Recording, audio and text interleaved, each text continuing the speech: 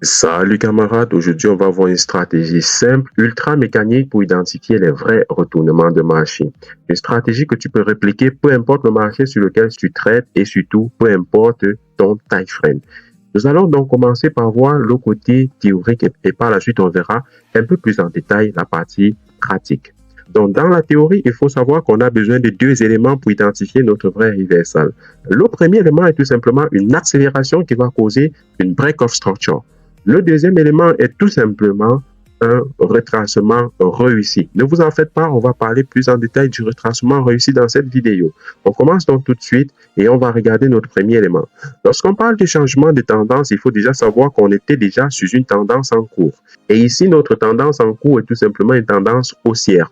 Nous sommes ici sur une expansion haussière, un retracement baissier et une autre phase d'expansion haussière. C'est tout simplement le propre d'un mouvement haussier. Nous en avons déjà parlé dans les structures de marché. Si vous ne vous en souvenez pas, ne paniquez surtout pas. Je vous mets la vidéo juste là. Allez checker cette vidéo-là. Lorsqu'on sera en phase de change of structure, on aura tout simplement notre BOS ici. Nous avons sur les sommets un BOS très normal parce que nous sommes sur une tendance haussière. Nous avons notre phase d'expansion, notre correction baissière et une seconde phase d'expansion haussière qui va causer un BOS.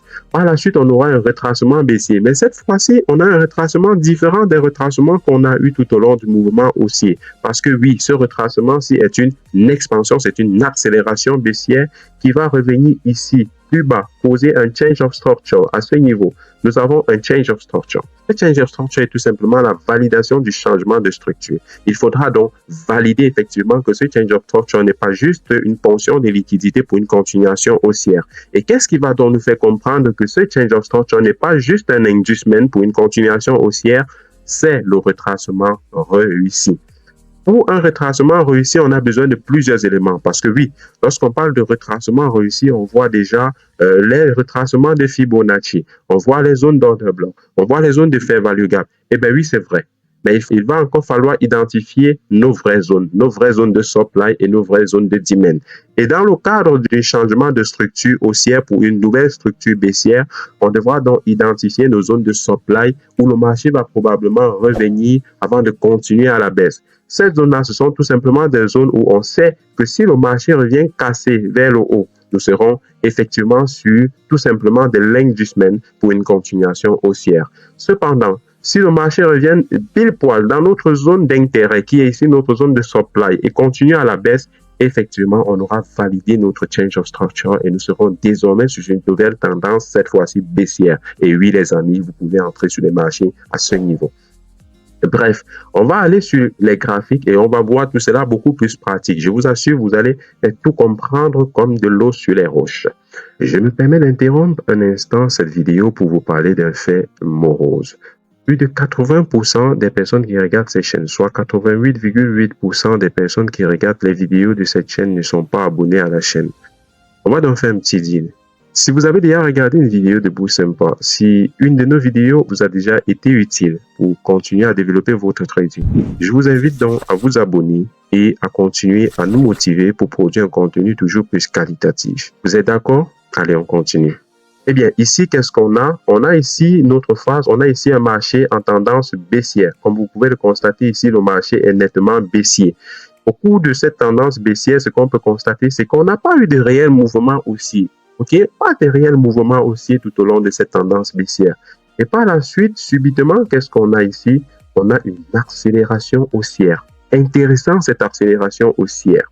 Nous avons ici une accélération haussière, très différente de tout ce qui s'est passé tout au long de ce mouvement baissier.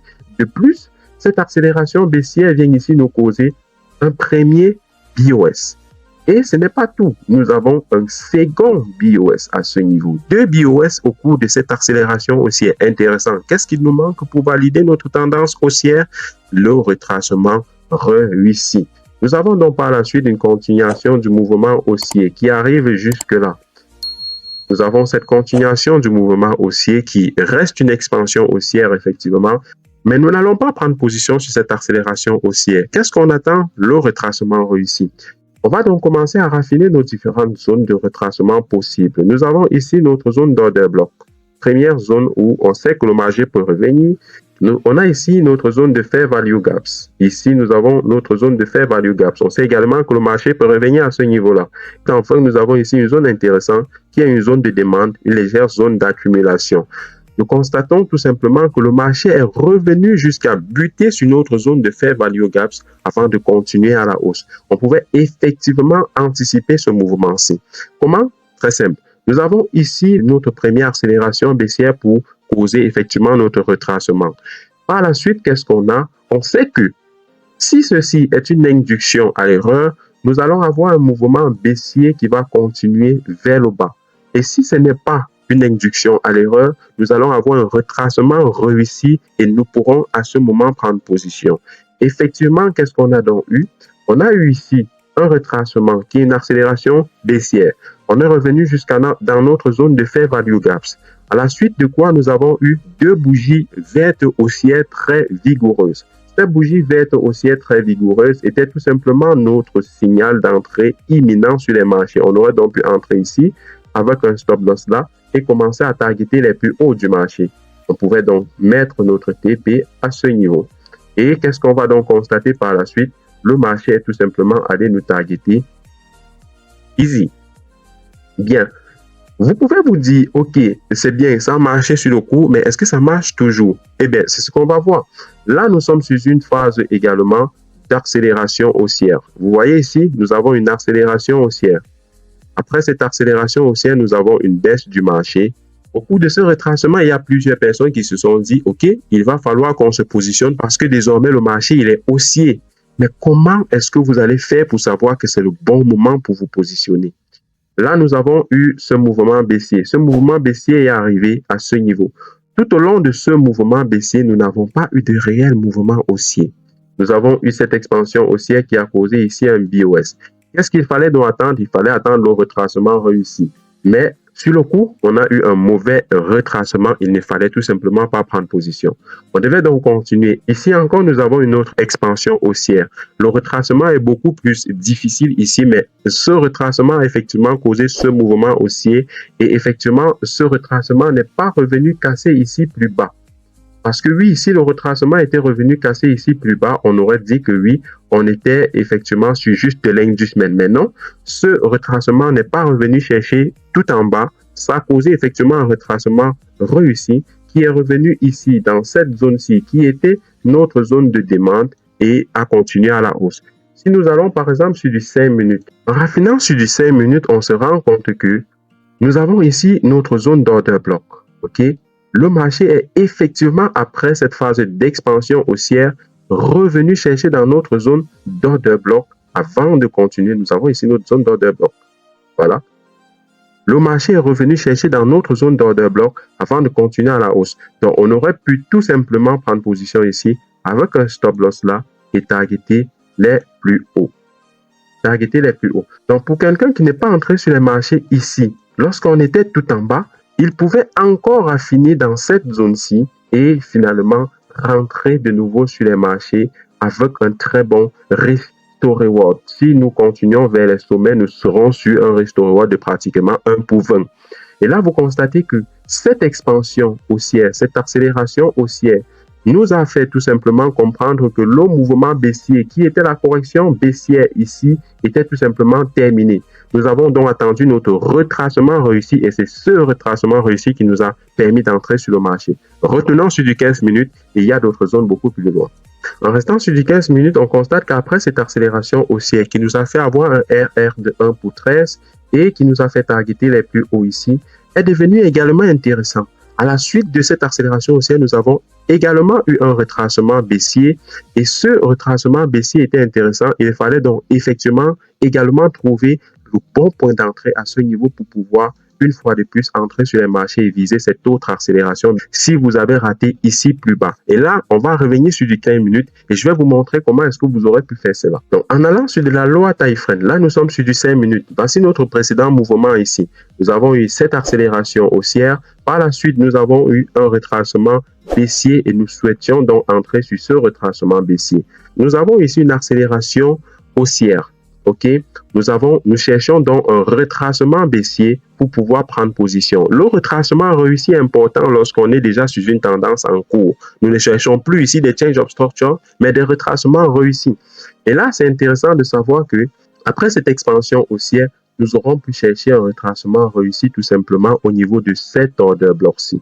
Le marché revient dans cet order bloc avant de continuer à la hausse. On aurait donc pu prendre position à l'achat ici, avec un stop loss légèrement en dessous et targeter les plus hauts du marché. Le retracement réussi, c'est tout simplement un retracement qui revient dans une zone de demande ou alors dans une zone d'offre si nous sommes sur une tendance baissière. On va continuer, on va encore aller sur du 15 minutes. Raffiner sur de la low time frame vous permet tout simplement d'avoir une meilleure vision du marché. Sur du 15 minutes, on constate ici que nous avons eu effectivement une belle accélération haussière qui nous a causé ce beau mouvement avec un RR de 1 pour 9. On va retirer tout ça et on va voir ce qui se passe actuellement sur les marchés. Actuellement, qu'est-ce qu'on a? On a cette expansion haussière ici. Cette expansion haussière est intéressante parce que nous avons une succession de bougies vertes. À la suite de quoi nous avons ici un retracement baissier. Nous avons donc ici notre BOS. À la suite d'une analyse, nous sommes ici sur le GBP-USD. À la suite d'autres analyses que j'ai pu faire sur le marché, d'ailleurs, j'ai partagé cette analyse-ci dans le canal Telegram. Vous pouvez regarder dans le canal Telegram, vous verrez que j'ai partagé cette analyse-ci. Et j'étais donc en train d'analyser justement le GBP-USD. Et à mon avis, le GBP-USD atteint un certain sommet et nous pourrons d'ores et déjà nous préparer à une correction baissière. Nous allons donc avoir probablement un bon retracement baissier qui va revenir probablement jusque dans cette zone qui est notre zone de trendline. Le retracement baissier pourra effectivement revenir jusque dans cette zone-ci. Alors, pourquoi est-ce que je pense cela? C'est à la suite de plusieurs autres analyses. J'ai jumelé plusieurs éléments. Je vous ai partagé quelques de ces points dans le canal Telegram. N'hésitez pas à les regarder. Et donc, si nous pensons déjà ici, nous sommes sur les sommets de marché. Nous pensons déjà qu'on risque d'avoir un retournement baissier pour une probable correction baissière à long terme. Qu'est-ce qu'il nous faut donc comme signal pour effectivement entrer sur ce marché? Parce que là, je sais que le GBP-USD va chuter. OK? Là, c'est une probabilité à près de 90% d'après mes analyses. Maintenant, qu'est-ce qu'il me faut comme signal d'entrer sur les marchés? Il me faut, premier élément, une expansion baissière qui cause un BOS. Donc, je vais rechercher un BOS à ce niveau. Il me faut ce BOS. Lorsque j'aurai ce BOS, je vais encore regarder de quel type de BOS, quels sont les types de bougies qui ont causé effectivement ce BOS. Est-ce qu'il s'agit d'une accélération baissière ou alors c'est juste un léger mouvement baissier? S'il s'agit effectivement d'une accélération baissière, nous avons notre premier élément qui sera alors validé. Notre second élément sera tout simplement un retracement réussi. Donc, je vais attendre le retracement dans cette zone-ci, probablement au niveau de cet order bloc. Et lorsque le marché va revenir là, après une accélération baissière, je pourrai alors prendre position avec un stop loss légèrement au-dessus et targeter le niveau de ma trendline. Alors, que se passerait-il donc si jamais nous n'avions pas un retracement réussi? Eh bien, nous serons tout simplement sur des lignes du semaine pour une continuation haussière. Et je n'aurai pas perdu d'argent parce que je n'ai pas encore anticipé le marché pour prendre position ici. Non, j'attends encore d'identifier le vrai retournement pour pouvoir prendre position. Et là, je serai approximativement sur un RR de 1 pour 7. OK? Ça, c'est un très bon RR. Et je pourrais alors prendre position à ce moment-là. Vous devez vous dire, OK, mais est-ce que ça se passe juste comme ça? Bah oui, ça se passe juste comme ça. Allons sur du 1 heure. On va donc finir par ce dernier exemple. Comme vous le savez, on a pour habitude de dire un exemple bien expliqué vaut mieux que 1000 en pièces détachées. Là, nous sommes sur une tendance haussière. Nous sommes nettement ici sur une tendance haussière en cours. Tout au long de cette tendance, tout au long de ce mouvement haussier, nous avons eu ici, par exemple, nous avons eu ici une tentative de change of structure à ce niveau avec effectivement une légère impulsion baissière. Sauf que à la suite, nous n'avons pas eu notre dernier élément qui devait nous permettre de valider cela. Nous avons eu ici un BOS pour une continuation haussière. Et il s'agissait tout simplement ici d'une ponction de liquidité qui a d'ailleurs cassé le plus bas juste avec une mèche. Donc là, c'était juste une ponction de liquidité. Nous continuons donc sur un mouvement haussier. Ici, à ce niveau, nous avons également quelque chose d'intéressant. Nous avons ici une accélération baissière. Cette accélération baissière vient ici causer notre BOS. Ici, nous avons notre BOS et là, nous avons également un autre BOS à ce niveau. Ça devient intéressant. Qu'est-ce qu'il nous faut donc avoir actuellement pour pouvoir entrer sur le marché? Nous cherchons donc un retracement réussi. Qu'est-ce que le retracement réussi va donc faire? Le retracement réussi va tout simplement nous chercher ici, soit notre zone d'order block. Nous avons donc ici un order block. Cet order block-ci est une zone intéressante parce que ça peut être une zone de retracement réussi. À défaut de cet order block, on a également une autre zone qui est également une zone intéressante parce que c'est une zone de fair value gaps ici. Nous avons notre zone d'order block et notre zone de fair value gaps. Préférentiellement, le marché revient dans notre zone de fair value gaps. Lorsque le marché revient dans une de ces zones, qu'est-ce qu'on cherche? On cherche un rejet. Lorsqu'on aura un rejet dans cette zone-ci, on pourra prendre position. Peu importe qu'on soit dans notre zone d'order block ou dans notre zone de fair value gaps. Le marché aurait pu revenir ici, casser notre zone de fair value gaps et revenir chercher notre zone d'order block. Mais ce qui nous intéresse, c'est un rejet. On veut que lorsque le marché arrive dans cette zone, qu'il soit rejeté vers le bas. Et là, on peut prendre position.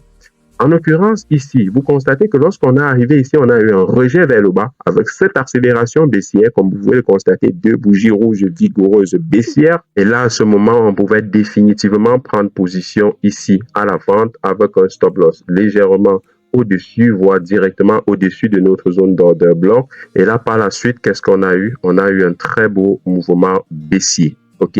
On pouvait tout simplement mettre un stop loss, tout simplement là, et targeter les plus bas pour avoir un si beau mouvement baissier. Là, c'est un très beau Risk-to Reward. Tout simplement parce qu'on a compris le principe du reversal. On a utilisé nos deux éléments qui nous permettent d'avoir notre reversal. Pour finir, je vais résumer ces deux éléments. Pour un reversal réussi, nous avons besoin d'une expansion qui cause un BOS. Par la suite, on aura besoin d'un retracement réussi. Si vous ne comprenez toujours pas le concept de retracement réussi, n'hésitez surtout pas à me mettre en commentaire que vous ne comprenez pas et je ferai d'autres vidéos sur des points de retracement précis où vous pouvez attendre le marché pour vos retracements et enfin pouvoir prendre des positions, des trades tout simplement chirurgicaux. On se dit donc à la prochaine pour une autre vidéo. N'hésitez surtout pas à nous rejoindre sur Telegram. Vous aurez tous les liens en descriptif. Lâchez également un pouce bleu si vous trouvez que le contenu vous plaît. Et n'hésitez surtout pas également à vous abonner.